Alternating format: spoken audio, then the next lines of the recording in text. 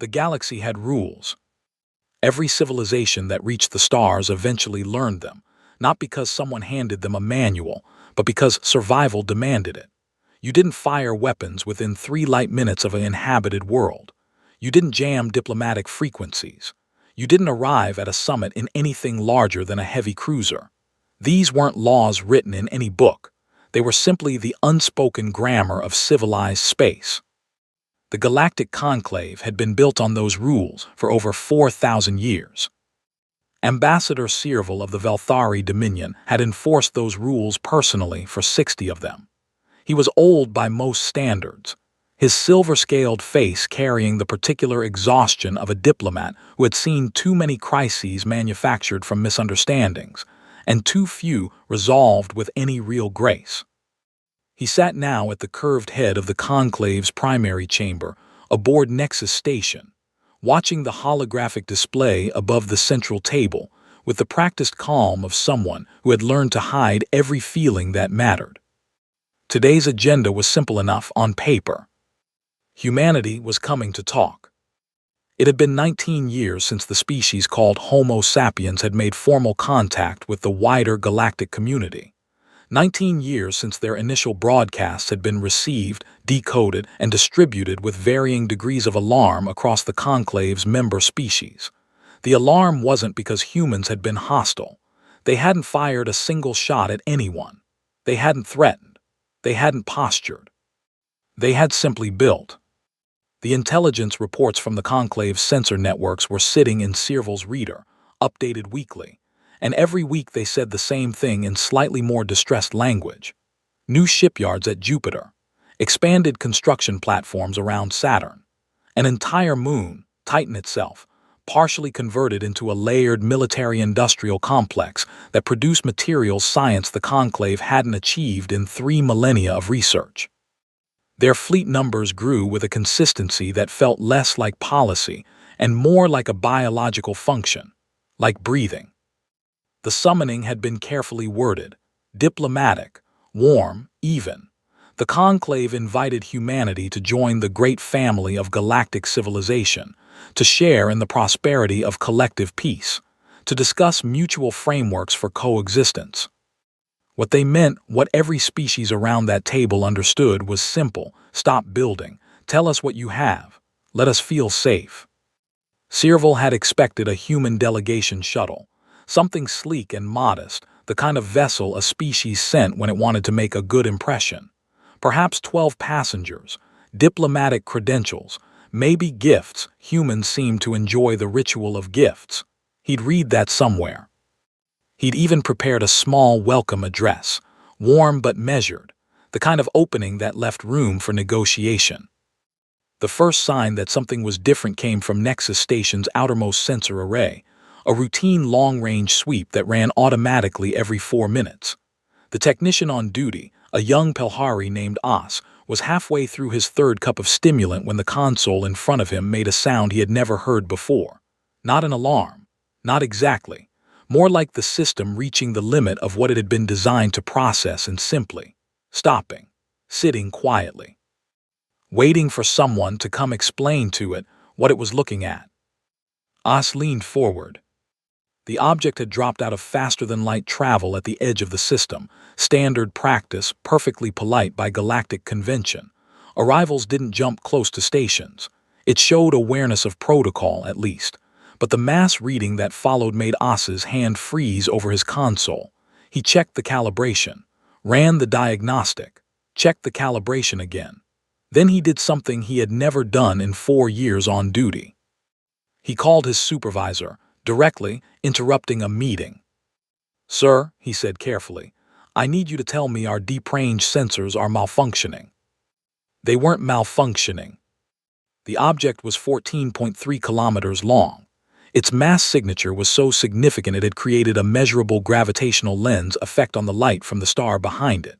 Its reactor output, estimated from thermal bloom alone, exceeded the total energy consumption of several smaller Conclave member worlds. Its hull configuration matched no known vessel type in any database. Not Velthari, not Pelhari, not the great ancient arcs of the Sorvian migration. Nothing. Every sensor station across the inner system began pinging one another as the readings propagated outward. Within 6 minutes, the conclave's emergency channel lit up with overlapping voices in 11 languages. Cyril had just raised his welcome address to read it over one final time when his aide touched his shoulder. He looked up. The holographic display above the central table had updated automatically. The diplomatic shuttle icon he'd been waiting for was gone. In its place was a contact marker so large the display had rescaled itself 3 times trying to fit it properly, and was still failing. Then the communication came through, clear, unencrypted, broadcast on the standard arrival frequency that every ship used when it entered a new system to announce itself. The human voice on the other end was female, professional, carrying the particular relaxed authority of someone who had said these words 1,000 times. Nexus Station, this is the UES Nemesis, Titan-class heavy command carrier, United Earth Naval Command. We are on final approach and request docking assignment for diplomatic liaison shuttle. Please advise on preferred vector. Over. The chamber was silent. Not the polite silence of a room waiting for a meeting to begin. The particular, breathless silence of 47 civilizations, simultaneously realizing that the assumptions they'd carried into this room might be worth reconsidering. Cyril set down his welcome address very slowly. After a long moment, he looked at the display, at that impossible contact marker sitting at the edge of their system like a patient mountain, and said the only thing that seemed honest. They sent a warship to a peace summit. His aide's voice was barely a whisper. Ambassador, I don't think they think it's a warship. I think they think it's a shuttle. Conclave's science delegation worked in controlled panic. That was the only honest description. On the surface, in the chamber where ambassadors sat in careful diplomatic composure, everything appeared measured.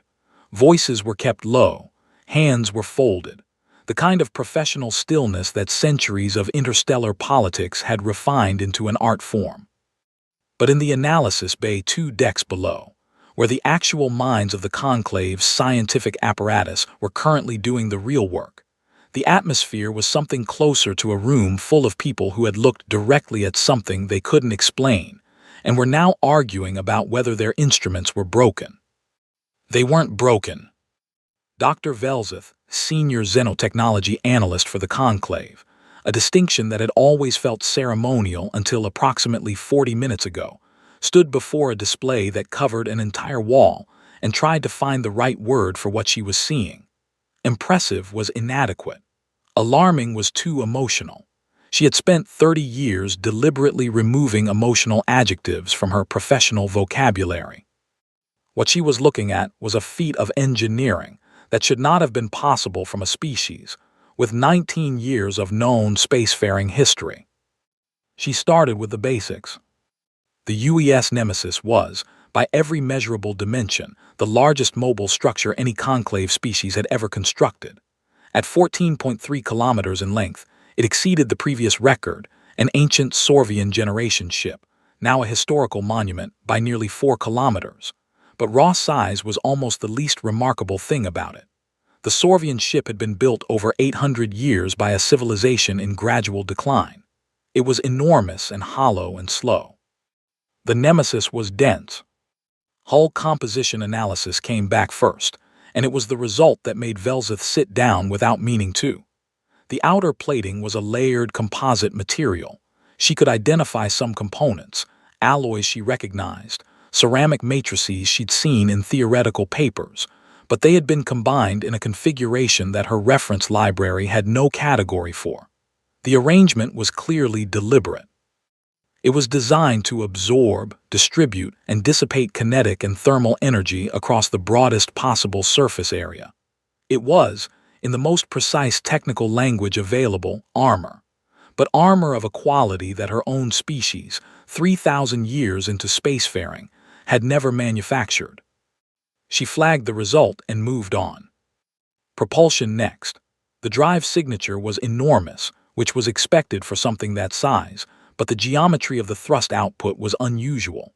The Nemesis had multiple drive systems running simultaneously, a primary faster-than-light configuration she could partially recognize, layered over a secondary sublight system of a type she couldn't immediately classify.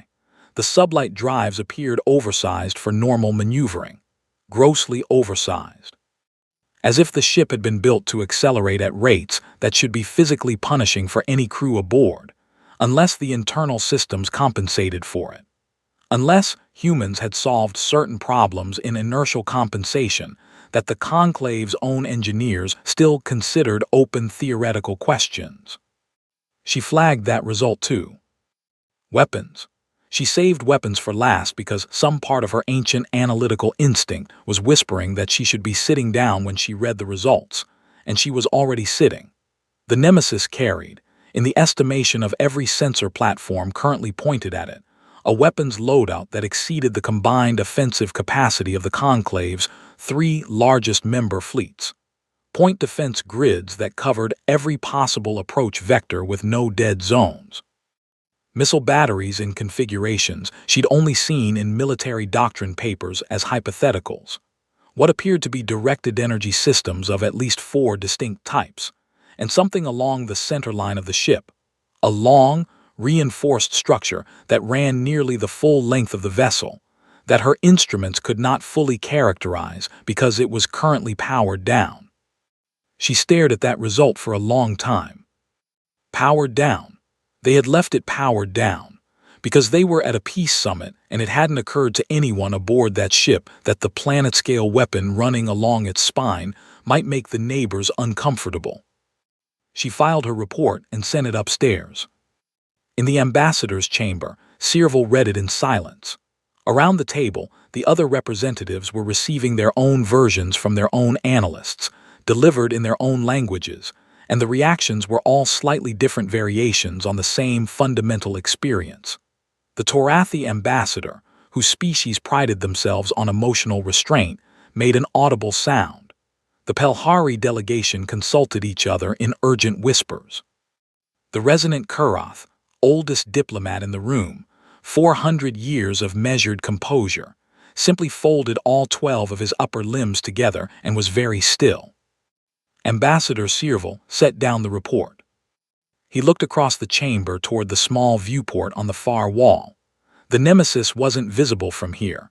It was holding at 200,000 kilometers as requested, which meant it was simply a bright point of light, barely distinguishable from the stars. You had to know it was there to see it. Something about that bothered him more than the report. It looked so quiet out there, so patient, like it had all the time in the world, like distance was an inconvenience it was tolerating out of politeness rather than necessity. The communication chime sounded, the diplomatic liaison shuttle from the Nemesis requesting final docking clearance. One shuttle, small, carrying according to its manifest 3 humans. Searville looked at Kurath across the table.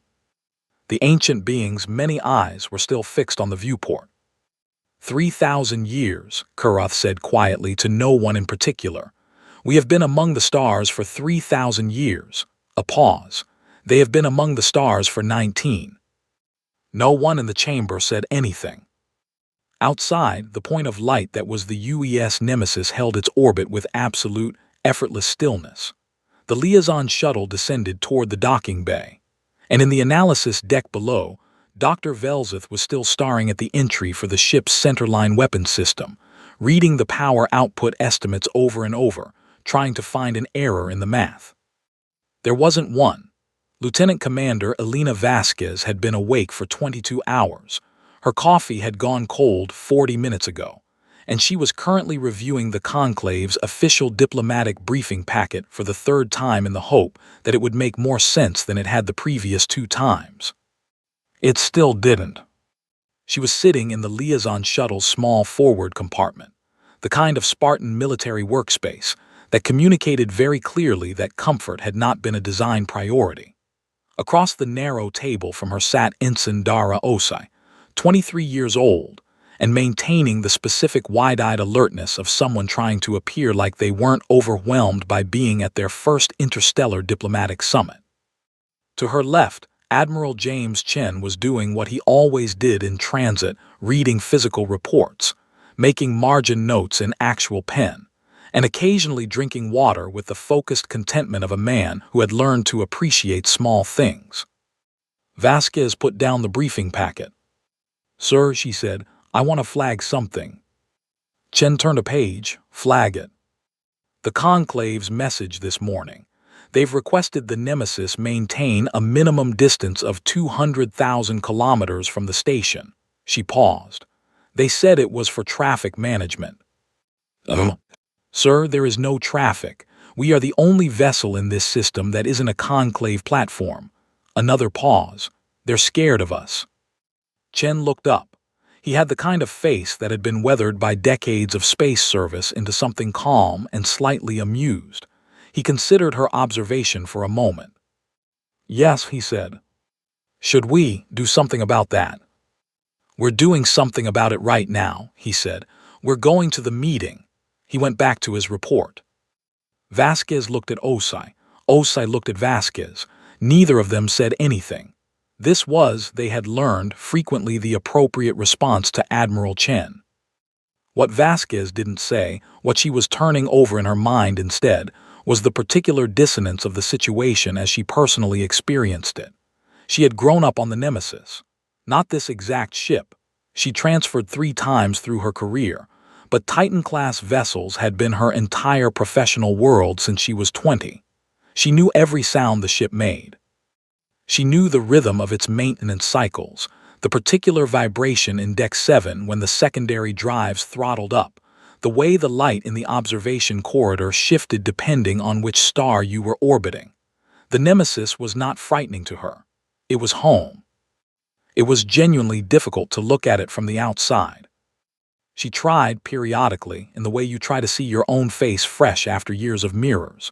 She would attempt to imagine encountering a Titan-class vessel for the first time, with no context, no familiarity, no 20 years of institutional normalization. She never quite managed it. To her, the ship was simply a ship. Big, yes. Extremely well-armed, certainly. But ships were supposed to be those things. The whole point of building something was to build it properly. This, she was slowly understanding, might be a perspective not universally shared. The human naval buildup over the past 2 decades had not been a secret. They hadn't hidden it. Hadn't needed to, no one had told them to stop, and the instinct to keep building had never once felt like aggression to anyone on the inside of it. It had felt like responsibility. The logic was almost childishly simple from where Vasquez stood. Space was incomprehensibly large. The things in it were incomprehensibly various. Some of those things were friendly. Some were not. Some were things no one had encountered yet, which meant they could be anything. Given this situation, the correct response seemed obvious. You built the biggest, most capable, most prepared force you could. You didn't use it unless you had to, but you built it. The Conclave, apparently, found this philosophy alarming. Vasquez had read the intelligence assessments that had come through before this meeting, the Conclave's own analysis of humanity, prepared by their xenosociology teams and somewhat imperfectly redacted before being shared. She'd read the words compulsive militarization 3 times in the first document and had to put it down to make more coffee. The framing was so foreign it was almost funny. Compulsive. As if building a defensive fleet was a nervous habit, like biting fingernails. As if the alternative, going out into an unknown galaxy without one, was the rational position. But even as she thought it, she caught herself. She pulled the thought back and looked at it honestly.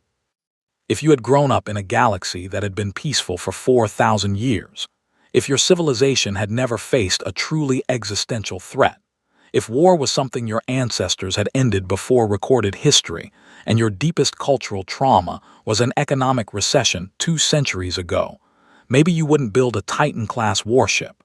Maybe the idea wouldn't even occur to you. Maybe you'd look at someone who did and see something troubling in it. She sipped her cold coffee and decided she understood the Conclave slightly better than she had. Understanding them wasn't the same as agreeing with them. She still thought they were wrong. You didn't build a house without a lock on the door just because your neighborhood had been quiet for a while, but she could at least see how the view looked from their side. The shuttle docked. The airlock cycled. Ensign Osai straightened his jacket with the reflexive anxiety of someone who had just remembered this was being recorded for posterity. Vasquez tucked her briefing packet under her arm. 3 humans, walking into a room of 47 civilizations. She had faced down more difficult situations on a Tuesday afternoon aboard the Nemesis. Probably. The conclave chamber was designed to be impressive. This was not an accident. 4,000 years of diplomatic architecture had produced, through iteration and refinement, a space that communicated very specific things without saying any of them aloud. The ceiling was high, not functionally high, but ceremonially high, the kind of height that made individuals feel small in a way intended to remind them of the scale of what they represented. The table was a perfect ellipse, enormous, its surface a dark material that reflected the room's lighting with a depth that suggested great age. The seats were arranged so that no species had a position that implied hierarchy, a deliberate geometry that had taken 300 years of argument to finalize. The lighting was calibrated to be comfortable for 17 different visual systems simultaneously. It said, "We are serious. We are considered. We have been doing this for a very long time. Be appropriately humble." Admiral Chen walked in and sat down. He looked briefly at the ceiling, then at the table, then at the assembled representatives of 47 civilizations watching him from around its edges. He placed his folder on the table, his water container next to it, and his pen beside that. Then he settled back slightly in his chair with the air of a man who was comfortable in his body, regardless of where that body happened to be. Vasquez sat to his right, Osai to his left, stylus ready. Ambassador Sierval opened the proceedings with the formal greeting, spoken in Galactic Standard, the lingua franca of the conclave, which the human delegation's translators rendered smoothly in their earpieces. It was gracious, measured, historically aware. A proper diplomatic opening. Vasquez gave it the respect it deserved, listening carefully, watching Sierval's silver-scaled face for the small tells she'd studied in the xenodiplomacy briefings. What she mostly saw was a being trying very hard not to look nervous. The first hour was navigational, establishing shared vocabulary, confirming translation accuracy, the careful procedural groundwork that prevented misunderstandings from compounding into crises. Vasquez participated when called on and watched Admiral Chen when she wasn't. He listened. He nodded. He drank water with a frequency that suggested either great calm or a mild medical condition, and she was 90% sure it was the former. Then the conclave made its formal position statement. Sierval spoke for his coalition with precision that Vasquez had to admire professionally. He didn't threaten. He didn't accuse. He framed everything as mutual benefit, shared security, the natural desire of any community to understand its newest member. He spoke about the conclave's long history of peaceful coexistence. He spoke about the frameworks that had kept 47 civilizations from conflict for 4,000 years. And then, with the particular gentleness of someone delivering unwelcome news to someone they're slightly afraid of, he spoke about humanity's military profile. The language was careful, significant buildup, unprecedented scale, understandable given humanity's relatively recent emergence onto the galactic stage. The conclave simply wished to ensure that this growth was occurring within a framework of mutual transparency. Fleet manifests shared openly, production capacity declarations verified quarterly, and an agreed ceiling, temporary of course, simply a starting point on new construction. Vasquez watched Admiral Chen through all of it. He listened. He nodded at appropriate intervals. He finished his water and refilled it from the container he'd brought. She had the distinct impression he was saving something. When Sierval finished, there was a beat of silence. Chen opened his folder. He removed a document, actual paper, printed, because Chen had opinions about paper that no one had ever successfully argued him out of, and slid it across the table with the easy motion of someone who had done this before. It traveled the ellipse's surface smoothly, coming to rest in front of Sierval. Around the table, other copies appeared digital, transmitted to each delegation's readers simultaneously. Our current fleet numbers, Chen said simply. Page 1 is active vessels. Page 2 is reserve. Page 3 is vessels currently under construction with projected commission dates. The asterisk notation on page 4 indicates decommissioned ships struck from service in the past 3 years. The room read. It took a while. Vasquez watched the chamber absorb the document the way you watched weather change, gradually, and then all at once. She saw the Torathi ambassador's second pair of hands press flat against the table. She saw the Pelhari delegation turn their readers toward each other and say nothing, which among their species indicated extreme agitation. She saw the resonant Kuroth's many eyes move across his copy with the slow, absolute focus of someone reading something they intended to remember precisely. The young Velthari aide sitting behind Sierville leaned forward to his senior and spoke very quietly. The words were below translation threshold, but the expression was not, the particular look of someone whose instrument has just displayed a reading they're certain must be wrong. Sierville set the document down. He was quiet for a moment. Then he looked at Chen with the directness of a diplomat who had decided that indirect language was no longer serving anyone. These numbers, he said carefully, the decommissioned vessels on page 4, a pause, these are ships you have retired from service. Correct. Why were they retired? Chen considered this briefly. Newer models made them obsolete. The silence that followed was a specific kind of silence. The kind that happens when a room full of experienced people simultaneously realize that the conversation they prepared for is not the conversation they are actually having. Vasquez looked at her cold coffee and decided now was perhaps not the ideal time to ask if anyone had a heating element she could borrow.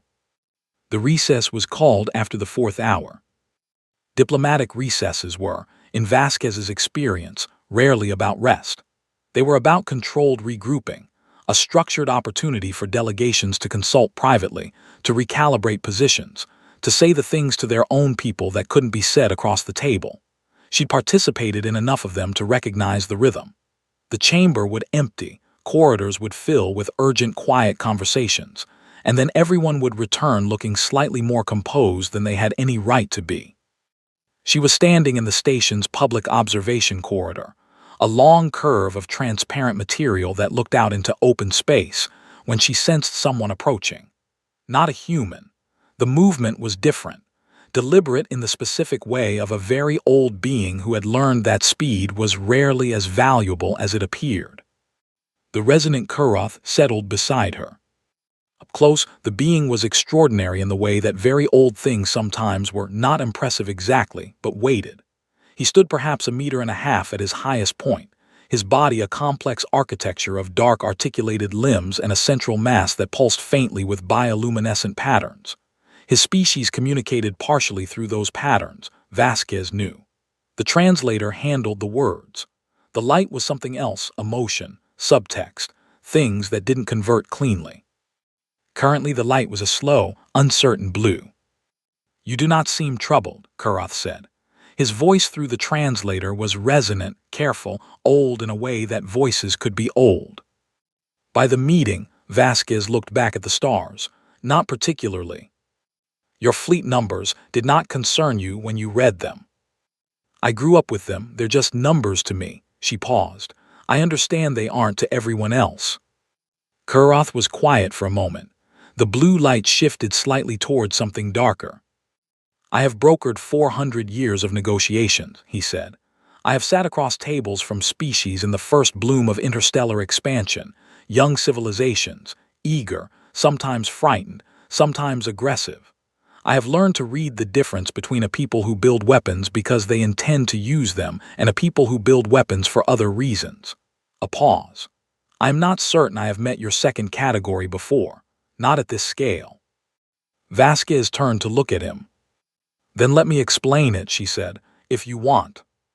He waited, which was answer enough. She thought about how to start. Not about what to say, she knew what to say, had known it her whole life in the bone-deep way you know things that were never formally taught but simply absorbed from everything around you, but about where to begin. Because the beginning, honestly, was very far back. 66 million years ago, she said, an object approximately 10 kilometers wide struck our planet at roughly 20 kilometers per second. The impact released energy equivalent to billions of nuclear weapons simultaneously. It triggered wildfires across entire continents, filled the atmosphere with debris that blocked sunlight for years, collapsed food chains globally, and killed approximately 3/4 of all species on Earth, including every land animal larger than a small dog. Kurath's light had stilled. Humanity's direct ancestors survived that event, Vasquez continued. Small, vulnerable, and very lucky. And the rock that caused it, Kurath, it came from space.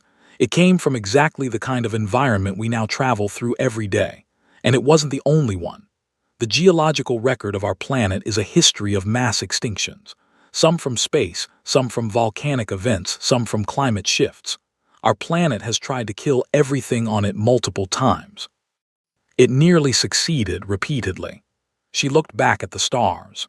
And then we developed the intelligence to look up. And when we did, we realized that the space above us wasn't empty. It was full of things. And we didn't know which of those things would eventually come for us. So you built in response to fear, Kurath said.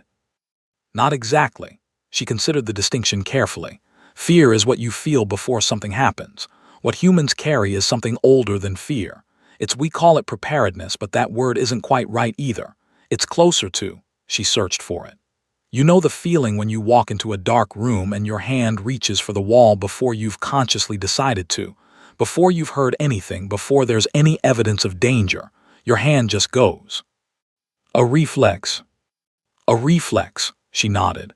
Humanity building warships is a reflex. Not because we're planning to hurt anyone. Not because we think you're a threat. It's because somewhere in the part of our brain that remembers 66 million years of near-extinction events, there is a voice that runs constantly underneath everything that says, she paused. Something is coming. Be ready. The corridor was quiet.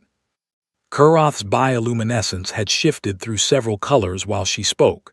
It settled now on something she didn't have a reference for. Not blue, not the anxious pulse it had carried coming in. Something more complex. Your species has survived many ends, he said finally. Yes. And each survival taught you not that you were safe, but that the next threat would come differently. Yes. Another long silence. There is an irony, Kurath said slowly, in the fact that the conclave has spent this meeting trying to make itself feel safer by limiting your capacity, when in fact, he stopped. Vasquez watched him. When in fact, he said again, quieter, you may be the only reason any of us are safe at all. She didn't answer, didn't feel the need to. Outside the observation window, very far away, the nemesis was a point of light holding its patient orbit. She found herself looking at it the way she always did when she was away from it, with the particular feeling of someone checking on something they trust but still want to see. It was right where she'd left it. It was always right where she'd left it. The alarm wasn't loud.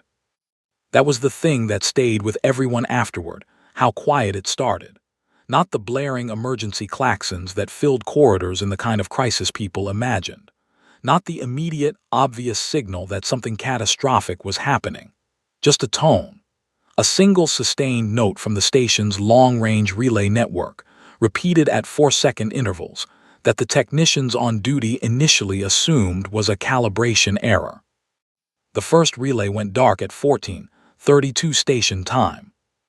A communication node at the outer edge of the system, one of 47 beacons the conclave maintained as a network for deep space communication, simply stopped transmitting. No distress signal, no anomalous reading before the cutoff. It was there, and then it wasn't, the way a candle goes out in a room with no wind. One moment present, next moment a hole in the data where a signal used to be. Technician Oss flagged it and opened a maintenance ticket because that was the procedure. Relay nodes failed. They were exposed to cosmic radiation, micrometeorite impact, power fluctuation. In 4 years of duty, he had filed perhaps 30 such tickets. The maintenance bots would dispatch, and the node would either be repaired or replaced within the week. At 14:36, the second relay went dark. At 14:38, the third. The pattern was what made us stand up, not because each individual failure was alarming, but because they were sequential. Nodes 2, 3, 4, 8, not random positions in the network, but a chain, a line, a progression that described something moving, something using the relay network as a corridor and extinguishing each node as it passed through. He pulled the trajectory. His supervisor arrived at his station 30 seconds later, drawn by something in the way Os had called him that communicated, without words, that this was not a calibration error. They looked at the projection together. Whatever was moving along the relay network was heading inward, toward the inner system, toward Nexus Station, and it was moving at a speed that made both of them stare at the numbers and then at each other and then at the numbers again, because the math said it would arrive in approximately 90 minutes, and the math didn't seem possible, and yet the nodes kept going dark on schedule every 2 minutes, one after another, with the indifferent punctuality of a countdown. The emergency channel opened at 14:41. In the diplomatic chamber, the alert chime sounded once, the polite, measured tone the station used for situations requiring attention, not the emergency klaxon, because the station's AI, running its automated triage protocols, had classified the situation as developing rather than critical, and had not yet updated that classification. Vasquez heard it. She watched the information propagate across the room in the particular way that crisis information always moved, first the aides, then the juniors, then upward through delegation hierarchies at a speed inversely proportional to seniority, because the people at the bottom of every hierarchy were always the first to understand what was actually happening. She saw Osai's face change first. He was young and not yet good at controlling his expressions, which in this moment was almost useful. She leaned toward him. What? He turned his reader to show her. She looked at the relay map. She counted the dark nodes. She calculated the trajectory. Then she stood up. Chen was already on his feet. She didn't know when exactly that had happened, but it had, which meant he'd either seen the same data or read the room with the decades-honed situational awareness of a naval officer who had learned to recognize the face of a room that has just changed around him. Ambassador Searville was receiving his own briefing from an aide who was clearly trying to deliver bad information with good posture and mostly failing. Around the table, 47 delegations were going through the same cascade. The whispers, the readers, the postures stiffening with the specific tension of beings who had just been told that their understanding of this afternoon had been incorrect. "What is it?" Searville said aloud. The station's science chief, patched in via display from the analysis bay below, provided the answer with the particular flat tone of someone who had decided that the facts were distressing enough without additional editorial commentary. Unknown contact. Mass signature inconsistent with any logged vessel type. Behavioral profile suggesting. The science chief paused almost imperceptibly. Not a ship that happened to be traveling toward them. A swarm. Multiple units. Dense formation. Using the relay network as navigation and extinguishing each beacon to prevent detection. Which meant it had done this before. Which meant it had a methodology. Which meant it was not a natural phenomenon or a navigation accident. The room's silence had a different quality now than it had at any previous point in the day. Every other silence had been political. The silence of beings choosing words carefully, of intelligence being processed before being displayed. This was the silence of beings who had just realized that the conversation they had been having was not the most important conversation available, and that they did not know what the more important conversation looked like, or who should be having it, or what the tools were. 47 civilizations, collectively thousands of years in space, the most sophisticated diplomatic apparatus the galaxy had produced, and not a single warship in the system. Vasquez was already moving, walking fast toward the docking bay with the certain, unhurried speed of someone who knows exactly where they are going and has the training to get there without running, because running created panic and panic created errors and errors at this particular juncture, could not be afforded. Her comms unit was in her hand. She opened the channel to the Nemesis. Direct command frequency. She had the authorization. She said one word. Prepare. The response came back in 4 seconds. The voice was the Nemesis's watch officer, Lieutenant Park, young, solid, the kind of steady that the ship consistently produced from its crew. Already done, Commander. She stopped walking. Already done, she repeated. Aye, ma'am. We've been tracking the contact for 6 minutes. Combat Information Center has full telemetry. Captain Hargrove requests Admiral Chen return to the ship at his earliest convenience and conveys that earliest convenience in this context means immediately. Vasquez was quiet for exactly 1 second. Tell the captain we're on our way. She clicked off and looked back over her shoulder at the chamber she'd just left, at the 47 civilizations sitting at the most sophisticated diplomatic table in the galaxy, looking at screens and whispering to each other in 11 languages, and realizing that the thing they had spent today trying to limit was about to become the only thing standing between them and whatever was at the end of that trail of dead relay nodes. 6 minutes, she thought. The Nemesis had been tracking this for 6 minutes before the station even noticed. She turned back toward the docking bay and picked up her pace. The CIC of the UES Nemesis was called the Pit by everyone aboard, which was technically informal and officially tolerated, because accuracy mattered more than aesthetics in the military. It sat 2 decks below the bridge, a circular room 40 meters across, surrounded on all sides by display surfaces that currently showed every piece of information the ship's sensors had been gathering since the first relay node went dark. It smelled of recycled air and machine oil, and the specific particular tang of electronics under load, a smell that Vasquez had associated with the phrase serious work since she was 20 years old. She was barely through the door when Captain Hargrove appeared at her elbow. Maria Hargrove was 51, with the kind of absolute physical stillness that certain people developed after decades in positions where panic was a luxury they could not afford.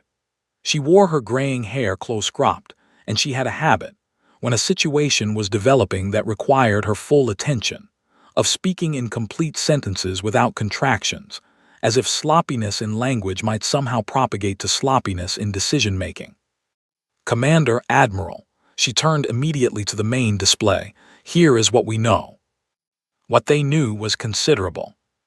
The contact designated Hostile One in the system's working terminology, a name that would later seem almost quaint, was not a single entity.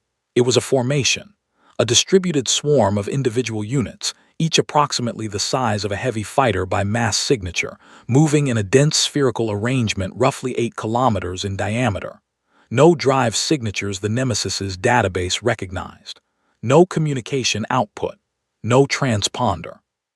Nothing that suggested an interest in being known. What it had done to the relay nodes was now clear from close analysis. Each node had been physically dismantled, not blasted, not disabled, but taken apart at a structural level by something precise and methodical. The nodes had contained sophisticated components. Whatever was in the swarm had removed those components and incorporated them. It was learning the network's architecture by consuming it. The station's long-range sensors had missed it for 6 additional minutes after the Nemesis had detected it, because the station's sensors were designed for the kind of threats that announced themselves. The Nemesis's arrays were calibrated differently. The Nemesis's arrays were calibrated for things that tried not to be found. Admiral Chen sat down in the position that had been quietly prepared for him at the command ring. He looked at the display for approximately 30 seconds. Then he said, "Captain." "Admiral, your recommendation." Hargrove pointed to the display without hesitation. "We interpose between the contact and the planet at these coordinates, which gives us the optimal defensive angle and keeps the station in our protected arc. We bring all primary systems online. They have been at 70% for the summit per protocol. We go to full readiness." A pause. "And we hail them. Once." "Hail them. Once. If they respond, we have a different situation. If they don't, we have the one we already think we have." Chen nodded once. Do it. Vasquez watched the room change. There was a quality to a warship coming fully online that wasn't quite audible and wasn't quite visible, and wasn't quite felt through the deck plates, but was somehow all three simultaneously. It was the ship waking up, every system moving from standby to operational with the accumulated momentum of a machine that had been built for exactly this and had been waiting, patiently, without impatience, the way purpose-built things wait, for the moment it was needed. The drive system spun up to a new frequency. The weapons arrays unlimbered from their stowed positions. The point defense grid initialized with a sound like a long mechanical exhale. The Nemesis moved.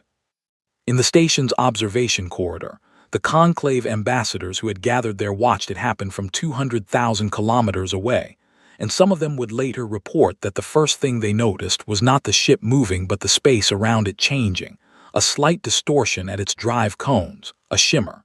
And then an object the size of a small city was no longer where it had been. It was somewhere else, and then somewhere else again. The acceleration was not instantaneous, but it was, by any reasonable description, inappropriate for the scale of the vessel. The hail went unanswered. No one in the CIC seemed surprised. The swarm entered effective range of the Nemesis's sensors, and the screens filled with data, and the crew read it with the steady, focused attention of people who had trained for this so many times that training and reality occupied the same cognitive space. Vasquez found a console and stood at it and watched, because this was not her action station. She was a liaison officer, not a weapons officer, but there was nowhere else she could imagine being right now. Captain Hargrove said, "Batteries free." And the Nemesis answered. The point defense grid engaged first. It was, in technical terms, a network of automated systems designed to intercept incoming projectiles and energy weapons, and it was very good at its job in the way that things designed to do one thing and nothing else were very good at their jobs. The leading edge of the swarm hit the defense grid, and a significant portion of the leading edge ceased to exist. Not dramatically, not with great cinematic impact.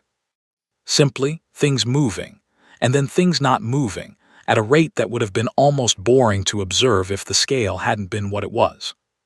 The main batteries were different. The main batteries were the part that was not boring. Vasquez had stood in combat information centers before during live fire exercises, and she had watched the main batteries of a Titan-class vessel discharge in training scenarios projected on simulated displays. She had understood intellectually what the numbers meant. Intellectually, she had known. The actual experience was something that existed in a different category from intellectual knowledge.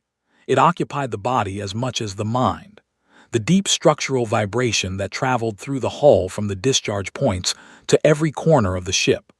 The way the display surfaces flickered slightly, just once, just for an instant, as enormous amounts of energy moved through the systems.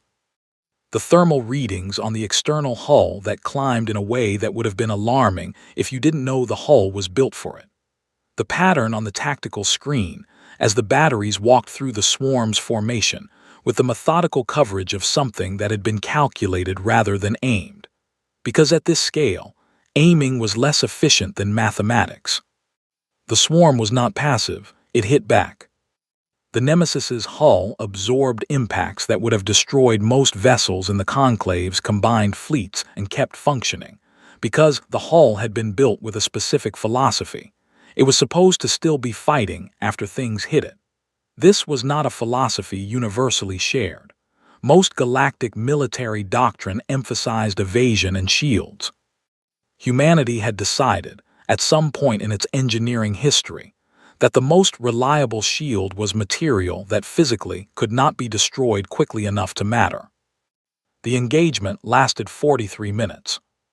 Admiral Chen drank water. He asked questions, good ones, specific, the questions of someone who understood every system on the ship well enough to know which numbers mattered. He didn't pace. He didn't posture.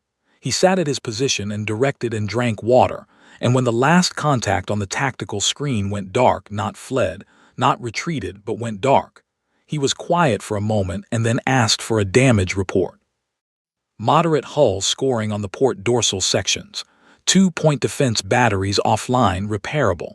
1 secondary drive unit running at reduced capacity. No crew fatalities. 12 injuries, none critical. He nodded. Good work, he said to the room. That was all. Outside the hull, the system was quiet. The planet below turned on its axis. Nexus Station held its position, undamaged, and 47 civilizations pressed against every available viewport staring at the ship that had just placed itself between them and something they hadn't known existed until an hour ago and had never once, in 4,000 years of collective history, developed the ability to fight. In the observation corridor, the resonant Kuroth stood very still. His bioluminescence, for the first time in 400 years of diplomatic service, showed a color that his own people's language had no specific word for. It was the color, approximately, of understanding something too late. The chamber was different afterward. Not physically. The elliptical table was the same table, the ceiling the same height, the calibrated lighting still attempting to be comfortable for 17 visual systems simultaneously. Nothing had been moved or changed. And yet the room felt altered in the way rooms feel altered after something significant has happened inside them, as if the air itself had a different weight, as if the walls had absorbed what had occurred and were now quietly holding it. The ambassadors returned to their seats in ones and twos over the hour following the engagement. There were no procedural requirements demanding it. The formal session had been suspended. No one had technically called them back. They simply came, because where else was there to go, and what else was there to do but sit in the place where the conversation had been interrupted, and wait to see what the conversation had become. Cyril arrived first. He sat at his position and folded his hands on the table and looked at the space across from him where the humans had been sitting, which was empty, and waited. The human delegation returned from the Nemesis 40 minutes after the engagement ended. Admiral Chen came first, moving with the same unhurried ease he'd carried into the room that morning, as if the intervening hours had been a slight detour rather than a battle. Vasquez behind him, carrying her briefing packet still, she'd somehow held onto it through everything, which struck her now as slightly absurd. Ensign Osai last, wide-eyed in a different way than he'd been wide-eyed this morning. This morning it had been the breathless alertness of someone witnessing their first piece of history. Now it was something quieter, more settled, the look of a young person who had watched something real happen and was in the process of incorporating it. They sat down. The silence extended for a moment. Then Cyril spoke. You knew. His voice was careful, not accusatory, not grateful exactly, though something in the direction of that. Careful in the way that precision felt important right now, when the wrong word might do damage that no one could fully calculate. Chen waited. Before any alarm reached us, before our own systems had categorized it as a threat, you were already tracking them. Cyril paused. For 6 minutes you knew, and you said nothing. We didn't know what it was yet, Chen said. Flagging an anomaly is different from identifying a threat. We needed to be certain before we involved your delegation. You had enough on your plate. A pause, almost dry but not quite humor, something closer to honesty. We were tracking it as a precaution. That's all. That's all, Cyril repeated, in the tone of someone turning an object over to examine it from every angle. The Torathi ambassador spoke next. His species communicated in layered registers that the translator condensed into single meanings, though something in the layering always came through regardless. What came through now was very old and very uncomfortable. In 4,000 years, he said, the Conclave has not faced an external aggressor of any significance. We have managed disputes between member species. We have mediated resource conflicts, territorial disagreements, theological incompatibilities. We are very good at managing conflicts between us. He stopped. We have no protocols for something that comes from outside. I know, Chen said. We came into this room today to discuss limiting your capabilities. I know. That position now seems, the Torathi ambassador stopped again. His translator worked for a moment on something that didn't convert cleanly. The word my species uses has no direct equivalent. It means approximately, the feeling of having prepared extensively for the wrong thing. Chen looked at him with the particular expression Vasquez had seen him wear when he was being honest instead of diplomatic, which was less often than people assumed, and more often than his rank technically required. You weren't wrong to be cautious about us, Chen said. Any species you can't fully understand yet is a variable. You should treat it carefully. You were doing the rational thing. He paused. But limiting the fleet numbers would have been the wrong call. You understand that now. Yes, Sierville said quietly. The resonant Kuroth had been still since sitting down.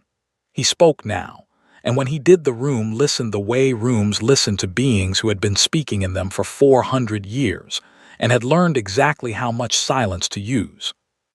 When I spoke to your commander Vasquez, he said, looking at Vasquez directly, she explained why your species builds as it does, the history of your planet, the extinctions, the particular anxiety that your survival has bred into you across millions of years.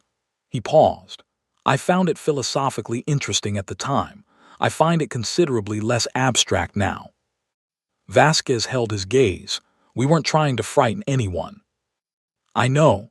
That is almost the most frightening thing about it.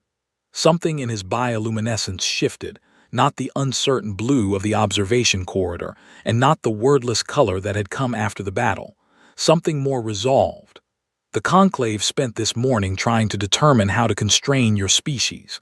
What we should perhaps have been asking is a different question. He paused. Everyone waited. Would humanity be willing to extend its protection to others? The chamber held the question the way large spaces hold sound, carrying it outward, letting it reach every corner before it faded. Vasquez watched Chen.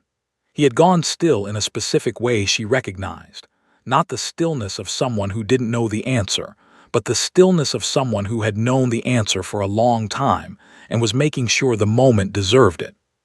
He looked at Vasquez. She thought about the Nemesis sitting in its orbit, hull scored and venting heat into the void, 2-point defense batteries offline, crew writing up their incident reports with the methodical professionalism of people for whom this had been a large Tuesday.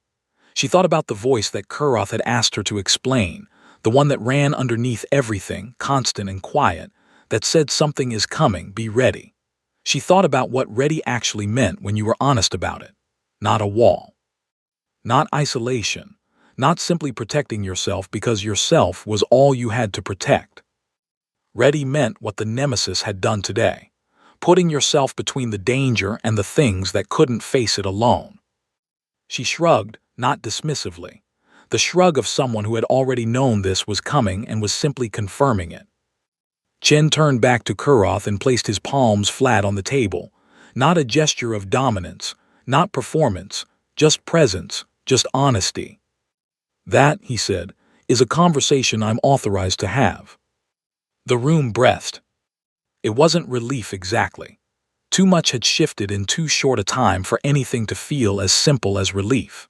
It was more like the particular quality of a moment when people in a room realize, all at once, that the conversation they are now beginning is the important one, and that the conversation they had prepared for was only ever the door to get here. Sierville reached into his folder and removed a different document than the one he'd prepared that morning. This one had been drafted quickly in the past 20 minutes by the look of it, the formatting imperfect, the language still rough in places. He set it on the table. A preliminary framework, he said, not a limitation agreement. He met Chen's eyes, a partnership proposal. Chen looked at it. He looked at Vasquez. She gave him nothing. This was his call, and he knew it, and he looked back at Sierville. Leave it with us tonight, Chen said. We'll read it properly. Tomorrow morning we'll talk. Sierville nodded once. There was something in the movement that was not quite gratitude and not quite respect, and was perhaps closest to the feeling of a very long burden shifting its distribution, not removed, not solved, but shared in a way that made it something other than what it had been. The session closed. The delegations dispersed. Vasquez walked with Chen back through the station corridors to the docking bay, Osai quiet behind them, the overhead lighting cycling into the evening spectrum that the station used to approximate a natural day cycle. She was tired in a specific way, not the simple tiredness of insufficient sleep, but the heavier exhaustion of a day that had asked more of her brain than she'd expected to spend. At the docking bay entrance, she stopped and looked out through the closest viewport. The Nemesis was visible from here if you knew where to look. Not impressive from this angle, just a shape against the stars, slightly brighter than its surroundings, marked by a faint heat bloom from the venting coolant that would take another day to fully dissipate. From here you couldn't see the hull scoring, couldn't see the offline batteries, couldn't see any of what the day had cost it. It just looked like what it was. A ship holding its orbit, patient, steady, right where it was supposed to be. Chen stopped beside her, followed her gaze. "You know what the funny thing is," Vasquez said. "What's that?" "We came here to talk about limiting our fleet." She kept looking at the ship. "And we're leaving with a mandate to expand it." Chen made a sound that was not quite a laugh, but lived in the same neighborhood. "Get some rest, Commander," he said. "Tomorrow's a long day." He walked through the docking bay door.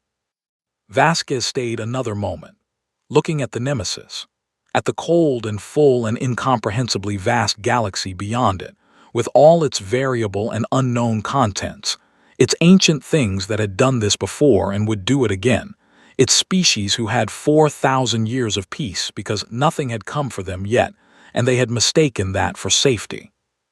The voice in the back of her mind ran its quiet, constant loop. Something is coming, be ready.